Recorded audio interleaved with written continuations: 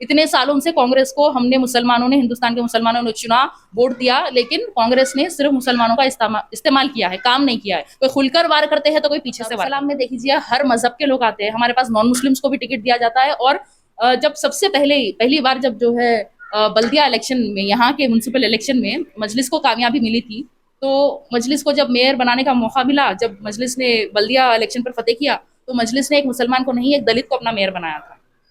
तो बिल्कुल जो है ना, एमआईएम पार्टी सेक्युलर है, सिर्फ मुसलमानों के लिए नहीं है, हम सबके लिए काम करते हैं, लेकिन जो कमजोर है उसके लिए हम आवाज हैदराबाद में घूम रहे हैं 2 दिन से, हम लोगों से बात कर रहे हैं तो लोग कह रहे हैं कि कुछ लोग कह रहे हैं कि डर की वजह से लोग वोट देते हैं एमआईएम को, क्या सच्चाई इस बारे में? डर की वजह से नहीं, मोहब्बत से देते हैं। मोहब्बत इतनी ज्यादा है कि बस आप कभी देखिए पैदल दौरों में, पद यात्रा में जब असद साहब निकलते हैं तो लोगों का कैसा रिस्पॉन्स रहता है। इसका काम ऐसा है कि 7 एमएलए है, सब पर भारी है, और हम पूरे तेलंगाना में काम बराबर करते हैं और हुकूमत से काम निकालना भी जानते हैं। और मुझे यकीन है कि चाहे कोई भी हुकूमत हो, सबको हमारी जरूरत पड़ेगी, हमारी सपोर्ट की जरूरत पड़ेगी। तो हम जो असद साहब के जो मुतालबा जो गवर्नमेंट से करते हैं, जो रिप्रेजेंटेशन देके, जो रिक्वेस्ट करके जो काम निकालते हैं, अभी तक देखिए तेलंगाना माइनॉरिटीज रेसिडेंशियल स्कूल्स बनाए गए अकबरुद्दीन ओवैसी साहब के रिप्रेजेंटेशन पर, जिसमें जो है ना 50,000 से ज्यादा बच्चे माइनॉरिटीज के पढ़ रहे हैं। और एक तो जो है ना शादी मुबारक स्कीम भी है यहाँ पे, और फ्री डिलीवरी भी होती है गवर्नमेंट हॉस्पिटल्स में। तो ऐसे बहुत सारी स्कीम्स हैं। इस बार सरकार नहीं बनाएगी, वो तो पॉसिबल नहीं है। हमें मुझे तो ऐसा लगता है कि हमारी जो फ्रेंडली पार्टी है, जिससे हमारा अलायंस है, ये टीआरएस बीआरएस की जो है सरकार आएगी। और बीजेपी का तो ना खेल शुरू होने से पहले ही खत्म हो गया। उनके लिए तो मेरे ख्याल से कोई मुद्दा बाकी है ही नहीं तेलंगाना इलेक्शन के लिए। मोदी जी आएंगे, अमित शाह आएंगे, योगी आएंगे, एक ही बात कहेंगे कि स्टेयरिंग असद साहब के हाथ में है। स्वागत है आपका जर्नो मिरर में। मैं मोहम्मद अली। आज हम आप पहुंचे हैं हैदराबाद में और हमारे साथ मौजूद हैं एमआईएम कार्यकर्ता और कराटे खिलाड़ी सैयदा फलक जी। तो आइए हम उनसे पूरा जानेंगे क्या है हैदराबाद चुनाव का माहौल और क्या है पूरा मामला। आज हैदराबाद चुनाव का तारीखों का भी ऐलान हो चुका है, एमआईएम ने अपने उम्मीदवारों का भी ऐलान कर दिया है। क्या लगता है आपको, इस बार एमआईएम वापसी करेगी या नुकसान होगा? नहीं, इंशाल्लाह हमें पूरा यकीन है, पूरा भरोसा है हैदराबाद की आवाम पर कि हैदराबाद की आवाम फिर से मजलिस को अपने वोट से और दुआओं से नवाजेंगी। क्योंकि अल्हम्दुलिल्लाह से हमारा काम भी वैसा रहा है। हमारे मजलिस के सभी लीडर्स जो है रात दिन आवाम के दरमियान रहते हैं, उनके हर अच्छे बुरे वक्त में खड़े होते हैं। यकीनन बहुत अच्छा काम हो रहा है असद साहब की निगरानी में, उनकी लीडरशिप में। सभी हमारे कॉरपोरेटर्स एमएलए रात दिन काम करते हैं। तो हमें पूरा यकीन है कि इस बार भी हैदराबाद की आवाम मजलिस को कामयाब करेगी हम इंशाल्लाह। हैदराबाद में घूम रहे हैं 2 दिन से, हम लोगों से बात कर रहे हैं तो लोग कह रहे हैं कि कुछ लोग कह रहे हैं कि डर की वजह से लोग वोट देते हैं एमआईएम को, क्या सच्चाई इस बारे में? डर की वजह से नहीं, मोहब्बत से देते हैं। मोहब्बत इतनी ज्यादा है कि बस आप कभी देखिए पैदल दौरों में, पद यात्रा में जब असद साहब निकलते हैं तो लोगों का कैसा रिस्पॉन्स रहता है उनके लिए। अच्छा, महिलाओं के लिए क्या ऐसा क्या उस हिसाब ने जो महिलाएं भी उनको वोट देती है, महिलाओं के लिए मतलब ऐसा कुछ दिखता नहीं जब हमारा जमीन पे हम देखते हैं महिलाओं का दिल जीते हुए है, इसलिए इतने वोट आते हैं। आप दिख दिखने की बात नहीं है। आप देखिए पार्टी में बहुत सारे जो है ना वुमेन लीडर्स है, 50% कॉरपोरेटर्स है। तो हमारे वुमेन पार्टी वर्कर्स भी बहुत ज्यादा है। और आप देख लीजिए दारुसलाम में हफ्ते में 6 दिन हमारे पूरे लीडर्स मौजूद रहते हैं अवाम के लिए, और हर तरीके के लोग आते हैं। और खवातीन इतनी आती है अपने काम लेके, अपने मसाइल लेके, इसीलिए जो है अवाम को भरोसा है। आप दारुसलाम का जिक्र कर रही हैं। दारुसलाम गोसा महल विधानसभा में आता है और वहाँ से जो मौजूदा विधायक हैं वो राजा सिंह हैं। क्या वजह है कि मतलब एमआईएम राजा सिंह को नहीं हरा पा रही है? नहीं, वो तो जो है ना असद साहब का फैसला होगा, हमारे पार्टी प्रेसिडेंट का, और जो भी वो फैसला लेंगे बिल्कुल सही फैसला है। कुछ तो हमारी भी पॉलिसी या स्ट्रैटेजी होगी ना, कुछ तो सोच समझ के उन्होंने जो है सिर्फ 9 सीटों पर ऐलान किया है। क्या पॉलिसी है, मतलब राजा सिंह जैसे हेट मॉन्गर को जो अपने नफरती बयान से चर्चा में रहते हैं, मुसलमानों के खिलाफ बयानबाजी करते हैं, लेकिन एमआईएम वहां पे उम्मीदवार नहीं उतारती है, बाकी और जगह पे उतार देती है। देखिए बेशक जो गुस्ताखे रसूल है उनसे हमें नफरत तो होगी, और कोई भी नहीं चाहेगा कि जो है वो अपने हल्के में कामयाब हुए। तो हमारी तो मतलब हमारी पार्टी की भी यही चाहत है, और कोशिश भी पूरी रहेगी कि वो कामयाब ना हो पाए। तो लेकिन जो उसका तरीका है उनको हराने का, वो तरीके से करेंगे काम अपने तरीके से। जरूरी नहीं है कि हम हमारा कैंडिडेट ठहराए वहां पे, लेकिन काम बराबर करेंगे ना उनको नाकामयाब करने के लिए। आपका कहना है कि हैदराबाद में तो एमआईएम जीत रही है, लेकिन अगर तेलंगाना की बात करें तो कांग्रेस कह रही है इस बार हम सरकार बनाएंगे, क्या लगता है? नहीं नहीं, कांग्रेस इस बार सरकार नहीं बनाएगी, वो तो पॉसिबल नहीं है। हमें मुझे तो ऐसा लगता है कि हमारी जो फ्रेंडली पार्टी है, जिससे हमारा अलायंस है, ये टीआरएस बीआरएस की जो है सरकार आएगी, और बीजेपी का तो ना खेल शुरू होने से पहले ही खत्म हो गया। उनके लिए तो मेरे ख्याल से अब कोई मुद्दा बाकी है ही नहीं तेलंगाना इलेक्शन के लिए। मोदी जी आएंगे, अमित शाह आएंगे, योगी आएंगे, एक ही बात कहेंगे कि स्टेयरिंग असद साहब के हाथ में है। दूसरा, हो सकता है वो कोई रजाकार मूवी जो है बना रहे थे, उसके प्रमोटर, प्रोड्यूसर, डायरेक्टर सभी जो है बीजेपी के लीडर्स है, तो हो सकता है वो एक मूवी रिलीज करेंगे या फिर रजाकार रजाकार ओवैसी बोलेंगे, चले जाएंगे, और कोई मुद्दा उनके पास तेलंगाना इलेक्शन के लिए है ही नहीं। केंद्र में भाजपा की सरकार है, कई प्रदेशों में भाजपा की सरकार है, लेकिन जब तेलंगाना की बात आती है तो भाजपा यहाँ से नजरअंदाज, मतलब दिखती नहीं है। ना तो उनके विधायक, दो तीन विधायक हैं, बाकी कार्यकर्ता भी बहुत कम नजर आते हैं। क्या वजह है कि तेलंगाना की जनता बीजेपी को पसंद नहीं कर रही है? तेलंगाना पूरे हिंदुस्तान में मिसाल है गंगा जमुना तहजीब के लिए। हमारे पास जो अमन बरकरार है, हमारे पास जो गंगा जमनी तहजीब है, वो हिंदुस्तान में कहीं देखने को नहीं मिलेगी।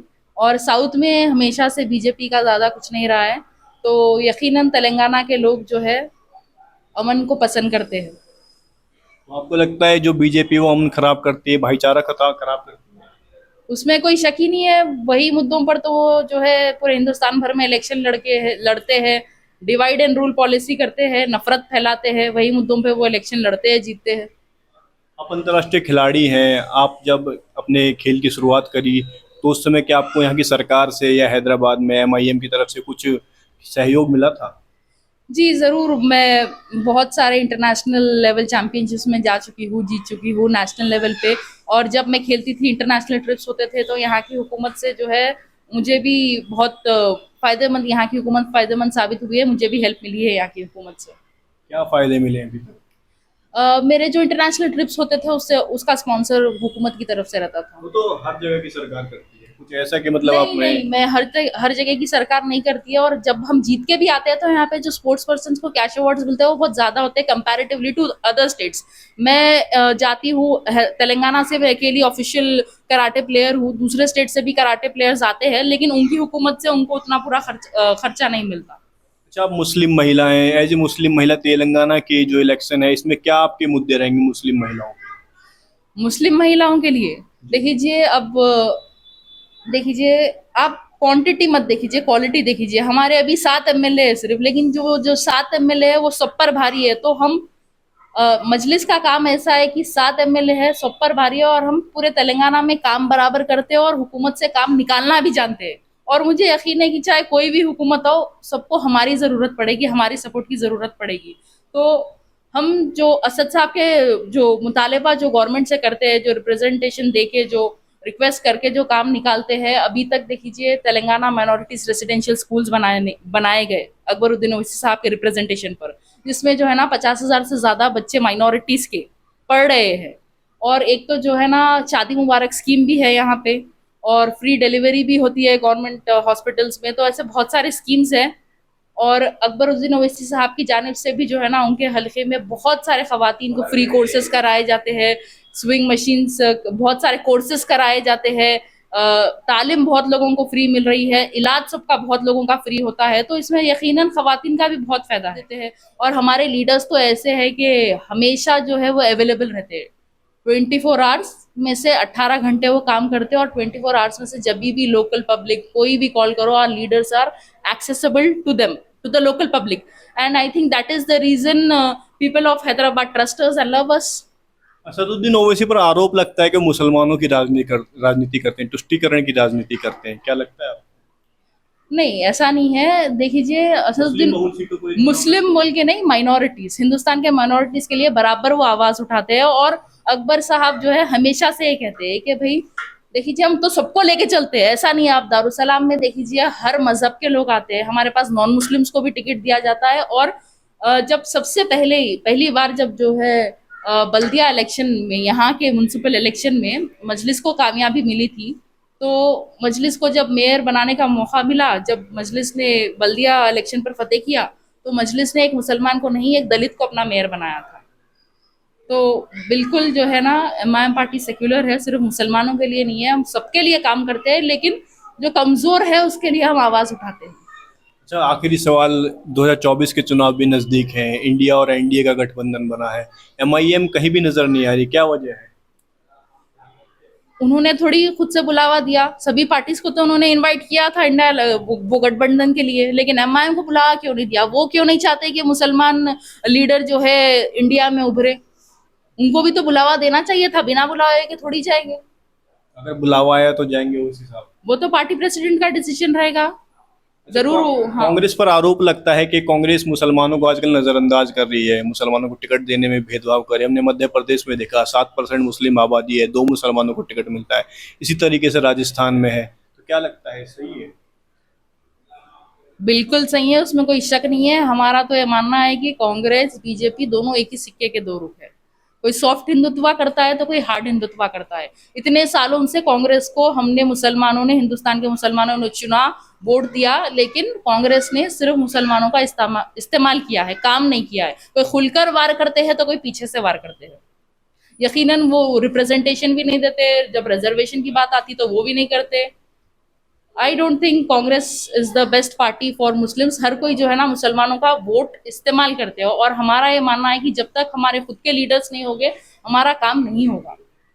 तो एमआईएम का पार्टी का अगर हम देखते हैं तो इसका विस्तार नहीं होता, मतलब इसका ऑर्गेनाइजेशन नहीं है कहीं भी। अगर हम यूपी की बात करें, बिहार की बात करें, 1-2 लोग ही हैं जो चुनाव लड़ते हैं या फिर जीत जाते हैं। उसके अलावा और लोगों को तवज्जो नहीं दी जाती, जिस कारण लोग पार्टी छोड़ के चले जाते हैं।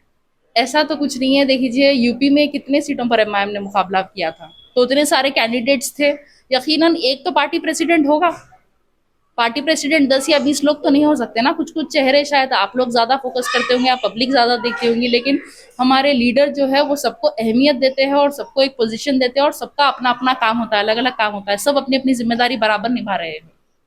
ठीक है, बहुत बहुत